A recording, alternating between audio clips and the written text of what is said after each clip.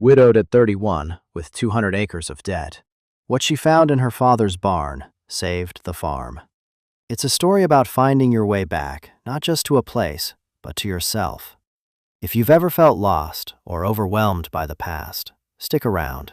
And maybe hit that subscribe button, because we talk about the hard stuff here, the things that shape us. Your story matters too. The letter arrived on a Tuesday, the kind of gray, listless Tuesday in late October, when the sky can't decide between rain and just hanging low and heavy like a damp wool blanket. I remember the sound the mail truck made, its tired engine grinding up the long gravel drive, a sound I'd come to associate with dread. For the past 6 months, since Michael died, the mail had brought nothing but condolences and bills, two sides of the same cruel coin. This one was different. The envelope was thick, cream-colored, with the embossed logo of a law firm I didn't recognize in the corner. It felt final. I left it on the kitchen table for 3 hours. I made coffee I didn't drink. I stared out the window at the fields, my fields, now lying fallow and brown under the oppressive sky. 200 acres of mud and memory. Michael had loved this place. He'd seen life in the stubborn clay soil my father had only ever seen struggle. Michael had wanted to plant wildflowers for bees, rotate crops with modern techniques, build a life here that was joyful, not just dutiful. We had 2 years of that joy. 2 years of painting the farmhouse a cheerful yellow that now seemed to mock me. Of planning where we'd put a tire swing for the kids we'd never have. Of falling into bed, exhausted and happy, smelling of earth and sweat and each other. Then, a patch of ice on a county road and a pickup truck that swerved too late. And just like that, the joy was stripped away, leaving only the duty. The farm had been my father's, then it was supposed to be ours, and now it was just mine. And it was drowning. My father, a man carved from the same hard earth he worked, had passed 3 years before Michael. He'd left the farm to me with a grunt and a handshake, as if passing on a burden, not a gift. "It's yours now, Sarah," he'd said, his voice raspy from a lifetime of unfiltered cigarettes and unspoken feelings. "Try not to lose it." It was the longest conversation we'd had in a decade. We'd never been close. He was a man of routines and silences, and I was a daughter of questions and noise. I'd escaped to the city for college, for a life I thought was bigger, only to be pulled back by love, by Michael, who saw a romance in this place I had only ever seen as a cage. My father had tolerated Michael, a city boy with soft hands and big ideas, with a quiet, simmering disapproval. He never understood what I saw in him, and he never understood why we'd come back. Finally, I picked up the envelope. My hands were steady, which surprised me. It's funny what grief does. It hollows you out until there's no room left for smaller fears. The paper was crisp, cold. The words inside were polite, professional, and utterly brutal. Notice of intent to foreclose. The bank, a different one from the one my father had used, had bought up his old agricultural loans. The total debt, a number with so many zeros it looked like a typo, was due in 90 days. 90 days to come up with $250,000, or the farm, my home, Michael's dream, my father's entire life's work, would be sold at auction. The letter mentioned a standing offer from a development corporation, a generous one they called it, enough to clear the debt and leave me with a small nest egg, enough to walk away clean. I sank into one of the rickety kitchen chairs, the letter crinkling in my fist. Walk away clean. The phrase echoed in the silent house, but there was nothing clean about it. It felt like a betrayal of Michael's ghost, who I still saw sometimes, standing at the edge of the west field, watching the sunset. A betrayal of my father, whose ghost was quieter, but heavier, etched into the worn floorboards and the permanent scent of soil that clung to the walls. Losing the farm would be the final death. It would mean they had both been for nothing. I sat there as the gray afternoon faded into a deep, starless twilight. The house grew cold around me. 90 days. It wasn't a deadline. It was a countdown to the end of everything. That night, I didn't cry.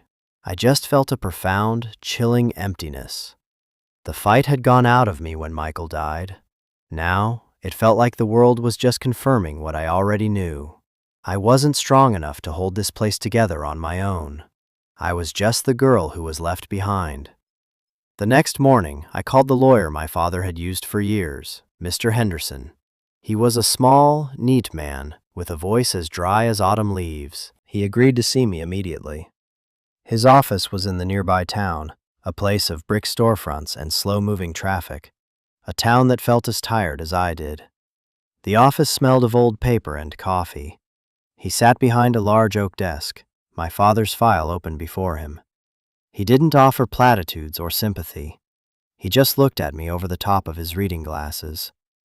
"I was sorry to hear about your husband, Sarah," he said, his tone matter-of-fact. "A terrible thing." He tapped a perfectly manicured finger on the file. "And now this. I warned your father. I told him he was getting in too deep, but he was a stubborn man." "What was the money for?" I asked, my voice thin. "The farm always broke even. He was frugal. He never bought new equipment. Where did all that debt come from?" Mr. Henderson sighed, a soft hiss of air. He leaned back in his leather chair, which groaned in protest. "Your father, he wasn't a man for sharing his business, you know that. The loans go back about 15 years, a series of them, consolidated over time. He refinanced twice. The paperwork just says operating expenses and capital improvements. But I drove past that farm every week, Sarah. There were no capital improvements.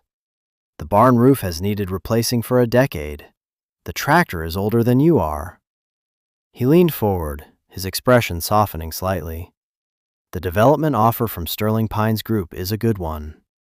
It's more than the land is worth for farming. It's your best option, your only option, really. It lets you walk away without owing anything. You could start over." Start over. There was that phrase again.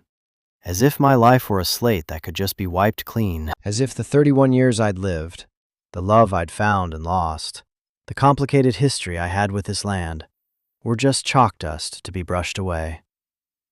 "I don't want to start over," I said, the words surprising me with their force. "I want to stay." Mr. Henderson gave me a pitying look. "With what? The bank won't extend you more credit, not with this hanging over you. You can't work 200 acres by yourself, and you can't afford to hire help. Farming on that scale, with that kind of soil, it's a razor's edge, even for a family with deep pockets and good luck. You have neither." He closed the file. It was a gesture of finality. "I'll contact Sterling Pines, feel them out, see if I can get them to sweeten the pot a little. It's the best I can do for you." I walked out of his office into the pale, watery sunlight. The town seemed alien, the people going about their lives, buying groceries, mailing letters, oblivious to the fact that my world was collapsing. I drove home in a daze, Mr. Henderson's words echoing in my head. Your only option. He was right, of course. From a logical, financial standpoint, selling was the only sane choice. But my heart, that stubborn, broken muscle, rebelled. It wasn't about logic. It was about legacy. It was about the way the light hit the oak tree on the hill at dawn. It was about the hoot of the owl in the barn at night. It was about Michael's hand in mine as we walked the property line, dreaming. When I got back to the farmhouse, the emptiness felt more profound than ever. I walked through the rooms, touching the furniture, the photographs on the mantelpiece. Me as a gap-toothed kid on a pony. My mother, beautiful and vibrant, squinting into the sun. Gone so long now, I could barely remember the sound of her voice. Me and Michael on our wedding day, impossibly young and radiant. Ghosts. The whole house was filled with them. I couldn't stay here, suffocating in memories. I needed air. I needed something. I pulled on my worn work boots and a heavy jacket and walked outside.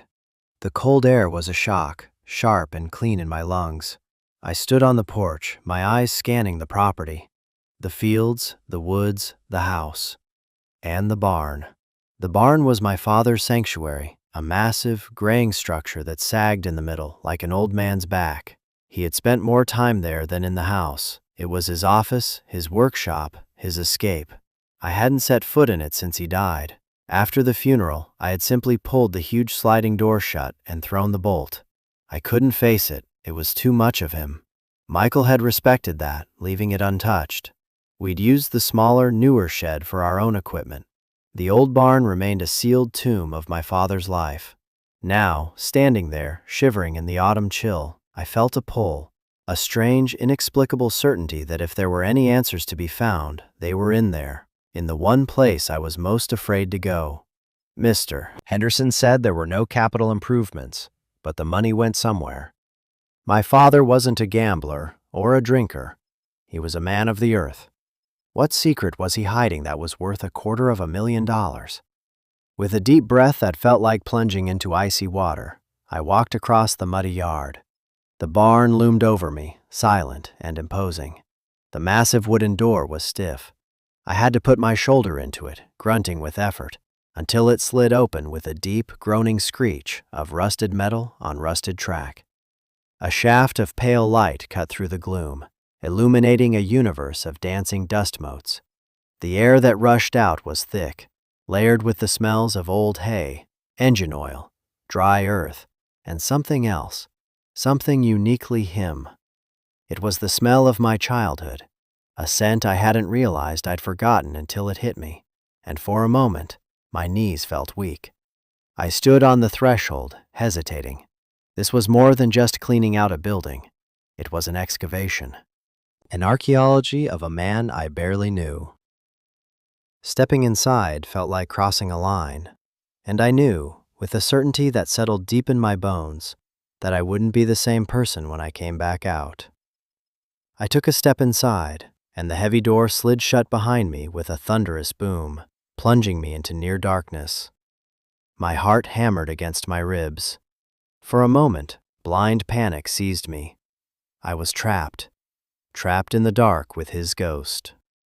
I fumbled along the wall, my fingers brushing against rough-hewn wood and cobwebs, searching for the light switch.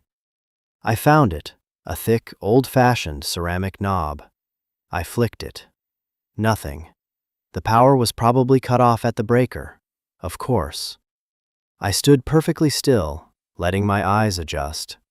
Slowly, shapes began to emerge from the gloom. The monolithic form of the ancient tractor. Piles of burlap sacks slumped against a wall. The ghostly outlines of tools hanging in perfect order on a pegboard. Light filtered in through a single grimy window high in the loft, and through cracks in the siding, painting dusty stripes across the cavernous space. It was a cathedral of forgotten work. Everything was coated in a thick, soft blanket of dust, preserving it exactly as he had left it. His work gloves were on the bench, curled as if they still held the shape of his hands. A half-empty coffee mug sat beside them. It felt sacred, and I felt like a trespasser. I started slowly, methodically. My plan was simple: sort, clean, and uncover. I wasn't sure what I was looking for. A hidden bank account? Old stock certificates? A winning lottery ticket? It felt foolish, like a child's treasure hunt, but it was better than sitting in the house waiting for the bank to take everything. I started with the workbench. It was meticulously organized. Jars of screws and nails, all neatly labeled in his spidery, utilitarian handwriting. Wrenches and hammers hanging in descending order of size. He was a man who found comfort in order, a way to control a world that was fundamentally chaotic. I spent hours sorting through tools, stacking old seed catalogs, sweeping away layers of dust and time. With every object I touched, a piece of him came back to me. The smell of grease on a wrench, the feel of a worn wooden handle, smoothed by his palm. These were not warm, fuzzy memories. They were sensory ghosts. The memory of standing beside him as a small child, watching him fix a piece of machinery, the air thick with the smell of gasoline, and his silence.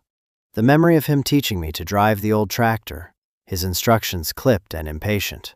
Easy on the clutch, girl. Feel it. He never praised me. He just expected competence. I had always interpreted his silence as disapproval, his pragmatism as a lack of love.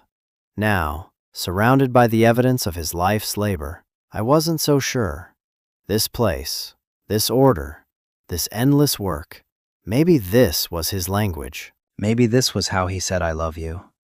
The sun was beginning to set, casting long golden fingers of light through the cracks in the walls. I was tired, covered in grime, and no closer to finding a solution. I had found nothing of monetary value, just the mundane artifacts of a farmer's life. I was about to give up for the day when I saw it. Tucked away in the darkest corner, under a stiff, dusty canvas tarp, was the corner of something metal. A footlocker, an old army green one with faded stenciling on the side. It was heavy, and a thick, rusty padlock secured the latch. My breath caught. This was different. This was not part of the everyday order. This was hidden. My heart began to beat faster. I searched the workbench, the shelves, the jars of nails, looking for a key. Nothing. I felt a surge of frustration. To be so close to something, only to be stopped by a simple lock. I thought about getting a crowbar or a set of bolt cutters, but that felt wrong, like a violation. This was his, and I wanted to open it the right way. I stood for a moment, thinking, where would a man like my father hide a key? Not somewhere clever. He was practical. It would be somewhere close, somewhere logical. I ran my hand along the dusty ledge above the workbench. My fingers brushed against something small and cold, tucked behind a can of oil. A small, simple brass key. It was almost black with tarnish. I carried the key back to the footlocker, my hands trembling slightly. It slid into the padlock with a gritty click. For a second, it wouldn't turn. I held my breath, jiggled it gently, and then, with a groan of protest from the rusted metal, the lock sprang open. I lifted the heavy lid. The air that escaped smelled of dry paper and cedar. My eyes scanned the contents, my hope for a financial windfall slowly sinking. There was no cash, no bonds, no jewelry. The box was filled with papers, stacks of them. On top was a bundle of old ledgers, their pages filled with his cramped, precise handwriting. Beneath them were several thick manila envelopes sealed with wax. And on the very top of the envelopes was a single, smaller one, with my name, Sarah, written on it, in his familiar hand. My hands shook as I picked it up. The paper was brittle with age. I broke the seal and unfolded the single sheet of paper inside. It was a letter. Sarah, it began, and the sight of my name in his script made my eyes burn. If you are reading this, it means I am gone, and you have found yourself in the trouble I tried to prevent. I am not a man for words, you know that. It's easier for me to write them down. I have things to tell you that I should have said to your face. I hope you can forgive me for that. For a lot of things. I had to stop and take a deep, shuddering breath. I sat down on the cold concrete floor of the barn, the letter clutched in my hand, the dusty air swirling around me. This was it. This was the beginning of the answer. First, the debt, the letter continued. I know what you must think, that I was a fool, that I mismanaged this place into the ground. That's not the truth. The truth is, your mother. My mother? My mind reeled. What did she have to do with this? She had died of cancer when I was 16. A swift, brutal illness that had stolen her from us in less than a year. When she got sick, he wrote, the doctors here gave her 6 months. They said there was nothing they could do. Palliative care, they called it. Making her comfortable. Your mother was not a woman who went quietly. She was a fighter. She found a trial, an experimental treatment at a clinic in another state. The insurance company called it investigational. That's their word for, we're not paying. But it was a chance, a slim one, but a chance. And she wanted to take it. What was I supposed to do? Tell her no? Let her die because we couldn't afford to hope? I could feel the tears welling in my eyes, hot and thick. I had never known this. He had told me the doctors were doing everything they could. He had presented it as a settled, tragic fact. He had never mentioned a choice. So I took out the first loan. and then another when that ran out. We flew back and forth for a year. We paid for the treatments, the hotels, everything, out of pocket.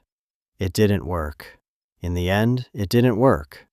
But it gave her a year, an extra year she wasn't supposed to have. A year of fighting, a year of hope. I never told you because I didn't want you to carry it. It was my burden to carry as her husband, not yours as her daughter. After she was gone, the debt was still there. It grew. I refinanced, tried to keep my head above water. I sold off the small parcel by the creek. I worked from sunup to sundown, but I could never get ahead of it. I failed. I couldn't save her, and in the end, I couldn't save the farm either. I lowered the letter, the paper trembling. The barn, which had felt so cold and empty, now felt filled with a crushing weight of love and sacrifice. My father, the silent stoic man I had resented for his emotional distance, had been carrying this monumental secret for 15 years. He had shouldered an impossible debt, not out of foolishness, but out of a desperate, profound love for his wife. He had chosen a year of hope for her over a lifetime of solvency for himself, and he had protected me from the truth of it. The image I had of him, hard, unfeeling, pragmatic, shattered into a million pieces. He wasn't unfeeling. He was just quiet about his pain. He had borne it all in silence, letting me believe he was simply a poor farmer, rather than a man who had sacrificed everything for love. I cried then, not the quiet, weary tears of the past 6 months, but huge, racking sobs that tore through me. I cried for my mother, for the extra year she fought for. I cried for my father, for the unimaginable weight he had carried alone for so long. And I cried for myself, for the years I had spent misunderstanding him, judging him, resenting his silence when it had been a shield meant to protect me. The developer's offer, Mr. Henderson's practical advice, it all seems so small and insignificant now. This farm wasn't just a plot of land with a debt attached. It was a monument to my parents' love story. It was paid for with a currency of sacrifice I had never understood. And the thought of selling it, of letting it be turned into rows of identical houses with manicured lawns, felt like an act of desecration. This is a turning point, isn't it? A moment where the story you've been telling yourself about your life turns out to be wrong, and you're left standing in the rubble, trying to figure out who you are now. Have you ever had a moment like that? A revelation that changed everything you thought you knew about your family or about yourself? If you have, I want you to know you're not alone. This community, this channel, it's for people like us, people who have had to navigate the complicated truths of life. If this is hitting you, if you're connecting with this, maybe take a second to hit that like button, or share your own story in the comments. I read them all, because these are the stories that matter. The ones about how we find the strength to rebuild. Okay, let's get back to it. I sat on that floor until the last of the light faded and the barn was shrouded in a deep velvet blackness. The cold seeped into my bones, but I didn't move. The grief was a physical thing, a heavy cloak.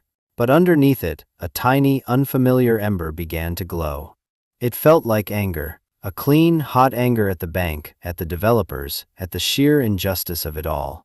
And underneath the anger was something else, resolve.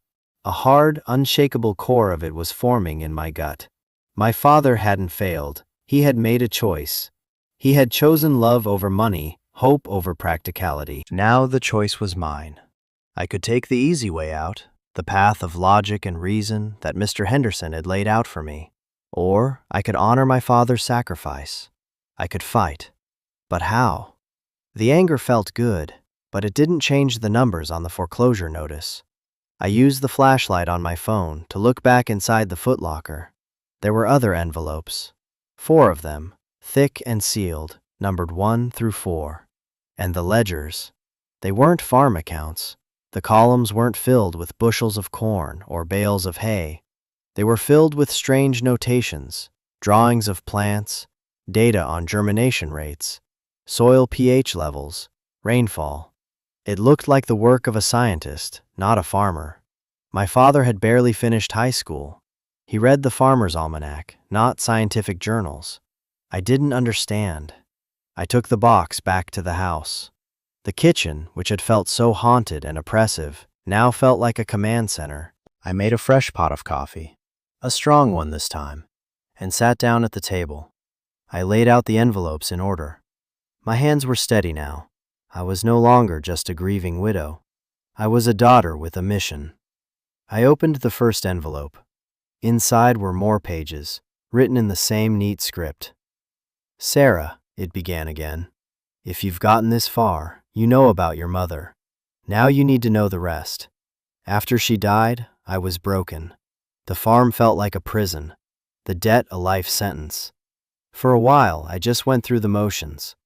But your father was never one to sit still in his grief. I started thinking about the land, about what I was leaving for you. I couldn't leave you a fortune. I was going to be lucky if I could leave you a farm that wasn't buried in debt. I knew I couldn't outfarm the big corporate operations. I didn't have the capital for the equipment, the chemicals, the GMO seeds. I had to find a different way." He went on to explain. For years, he had been observing the wild plants on the property, the heirloom vegetables his own mother used to grow in her kitchen garden.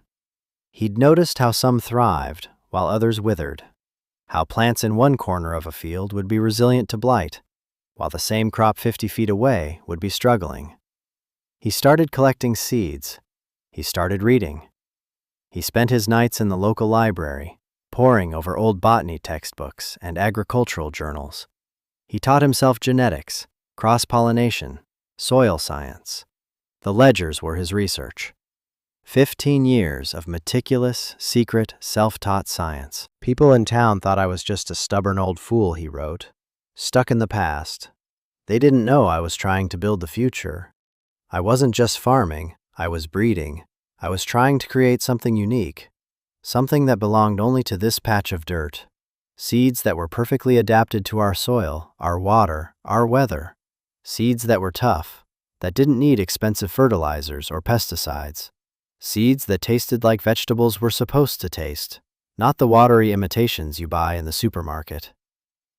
I opened the second envelope. It contained dozens of small, carefully labeled paper packets. Seeds. They were sorted by type: tomatoes, beans, squash, corn. Each packet had a code name written on it: Sunrise Crimson, Homestead Green, Michael's Gold. Michael's Gold. My breath hitched. He had named a strain of corn after my husband, a man he had barely spoken to. The date on the packet was from the summer after Michael and I had moved back. He had seen something. He had understood, in his own silent way, the goodness Michael had brought to this place. To me. That small detail broke me open all over again. The third letter was the key. "This isn't just a hobby, Sarah. I think this is the answer. These seeds are valuable. There's a market now for heirloom varieties, for organic, for local. Chefs, specialty grocers, seed banks. They'll pay for something unique, something real. But you have to prove it. You have to show them. I ran out of time, but I'm leaving you the tools."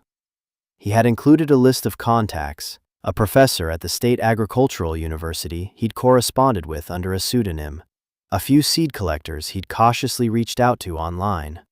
And he'd left a map, a hand-drawn map of the farm. One area, in the remote, wooded southern corner of the property, was circled in red. He called it the nursery. "It's a hidden half-acre," he wrote, "naturally protected from the wind, with its own spring. The soil there is perfect. It's where I grew out the purest strains. It's where the best of my work is. If there's a frost, the trees protect it. If there's a drought, the spring feeds it. It's the heart of it all. That's your inheritance, Sarah. Not this broken-down farm, not the debt. The heart." The final letter was short. "This is a risk, I know that. The easy thing to do is to sell the land, take the money, and walk away. No one would blame you. I wouldn't blame you. But you come from a long line of stubborn people. Your mother was one. I am one. And so are you. This land is in your blood. I hope you'll choose to fight for it. It's a good fight. Your loving father." Loving father. He had never written those words, never said them to me in my entire life. I traced the letters with my finger. the ink slightly blurred, as if a single drop of water had fallen there. I looked from the letters to the seeds to the map. It was insane. It was a long shot, a desperate gamble based on the secret work of a man I was only just beginning to know. It was my only hope. And in that moment, sitting in the quiet kitchen with the ghosts of my past, I made my choice. I wasn't going to sell. I was going to plant. The next morning, I felt like a different person. The grief was still there, a low hum beneath the surface, but it was no longer the whole song. Now, there was a new melody, one of purpose. I called Mr. Henderson. "I'm not selling," I said, my voice clear and firm. There was a long pause on the other end of the line. "Sarah," he said, his voice laced with weary patience. "We've been over this. There is no other way. This isn't a movie. There's no miracle coming." "Maybe there is," I said. "I'm asking you for 90 days. Don't respond to the developer's offer. Just give me the time the bank has allotted. Please." I think he heard the change in my voice. He sighed, but it was a different kind of sigh this time. Less pity, more curiosity. "All right, Sarah, 90 days. It's your funeral. But the clock is ticking." My first stop was the Agricultural Extension Office at the State University, a 2-hour drive away. I had the ledgers, the letters, and a carefully selected assortment of the seeds in a box on the passenger seat. I had an appointment with a Dr. Eris Thorne, a name from my father's list. He was a professor of horticulture with a specialty in heirloom plants. I expected an old, tweedy academic. The man who greeted me was young, energetic, with dirt under his fingernails, and an infectious enthusiasm. I laid everything out on a lab table in his office. I told him the whole story. I felt crazy saying it out loud. My self-taught father, his secret project, his miracle seeds. I expected him to smile politely and show me the door. Instead, he listened intently, his eyes scanning the ledgers. He picked up one of the seed packets, Sunrise Crimson, and rolled a few of the tiny tomato seeds into his palm, studying them under a magnifying lamp. He was silent for a long time. "Your father," he said finally, looking up at me, his eyes wide with something that looked like awe. "He wasn't just a farmer. He was a genius, a brilliant, intuitive geneticist. Look at this." He pointed to a page in the ledger. "This notation here, on cross-pollinating for drought resistance while maintaining sugar content. This is graduate-level work.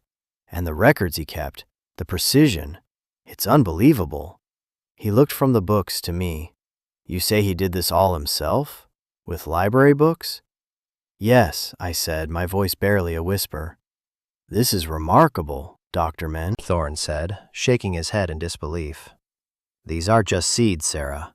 This is a living library, a genetic legacy. If they grow true to these notes, if they perform as he documented, they aren't just valuable, they're priceless." Hope, real and dizzying, surged through me for the first time in months. "Can you help me?" I asked. "I have 90 days to stop a foreclosure. I need to prove they're real." Dr. Thorne's face became serious. "We can run germination tests in the greenhouse immediately. We can do genetic sequencing. It will give us preliminary data. It won't be a full field trial, but it might be enough. It might be enough to make the bank listen." For the next few weeks, I lived and breathed my father's work. I drove back and forth to the university, bringing Dr. Thorne more samples and getting updates.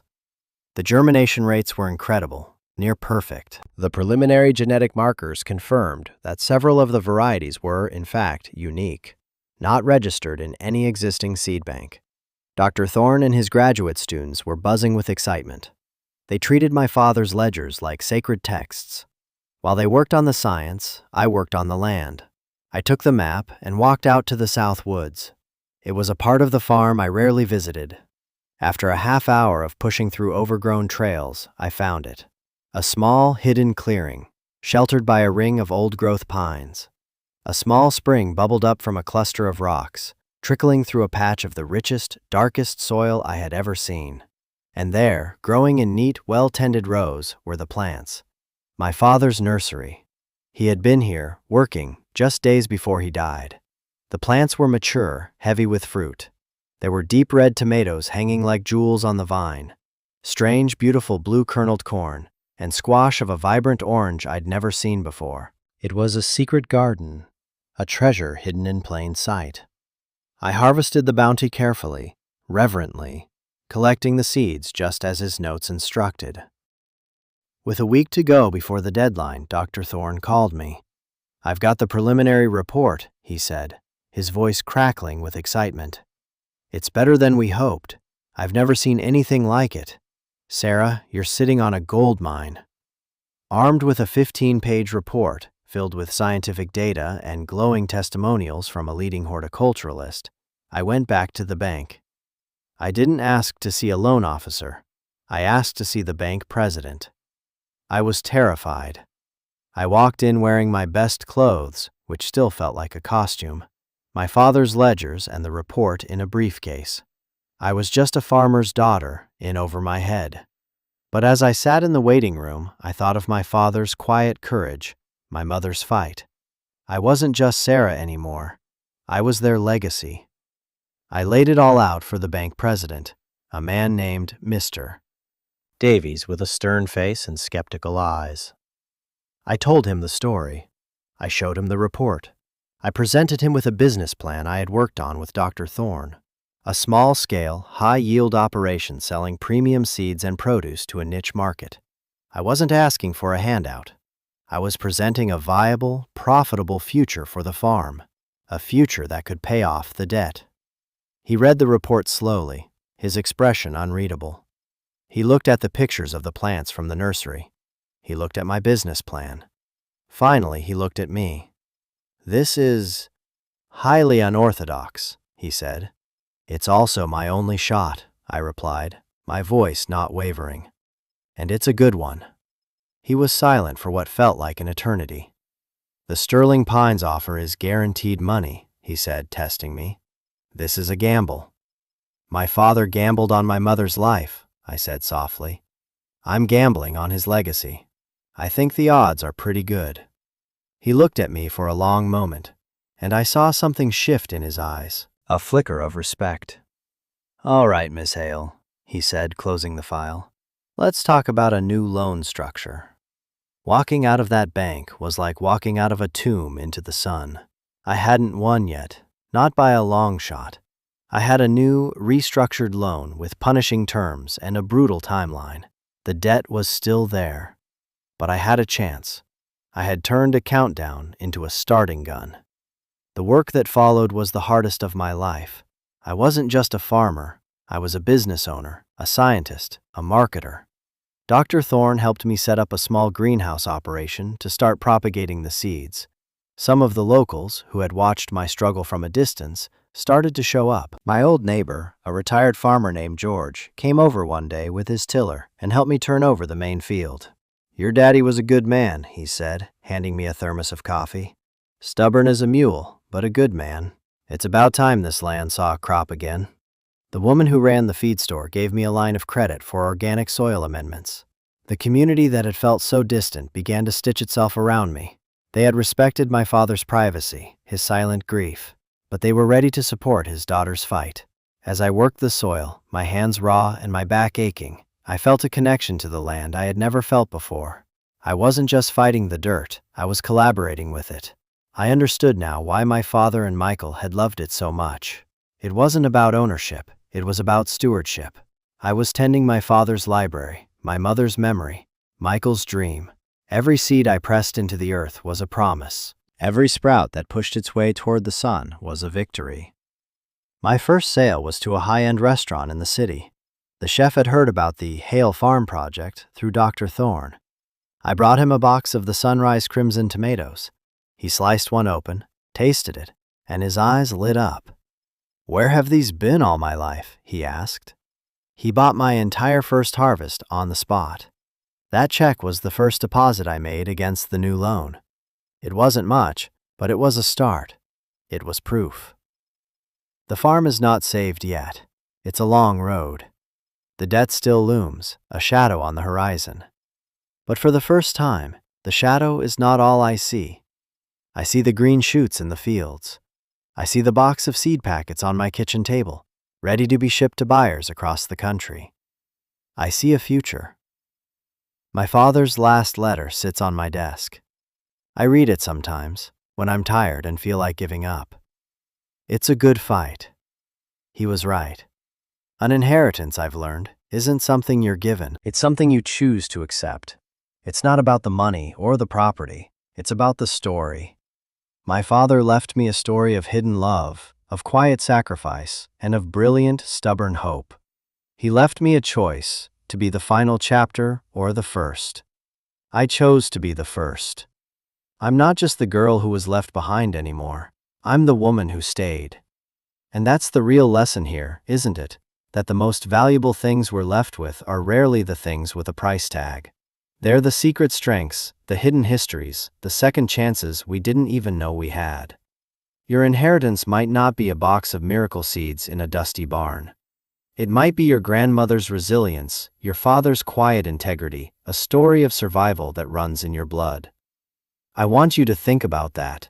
What is the true inheritance you carry? What is the legacy you're building, right now, with the choices you make every day? Thank you for being here, for listening to my story. If it meant something to you, if it made you think, please consider subscribing to the channel. This is a place for these kinds of stories, the real, the hard, the hopeful. And please, share your own story in the comments. I truly believe that when we share our stories, we lighten the load for each other. You are not alone in your fight. And that's a truth worth holding on to.